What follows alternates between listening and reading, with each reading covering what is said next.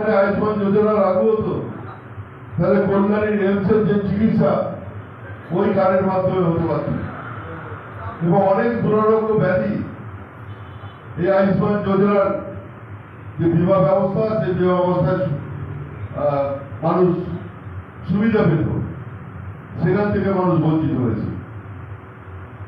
বললেই বলে আমার তো স্বাস্থ্যসাথী কার্ড আছে।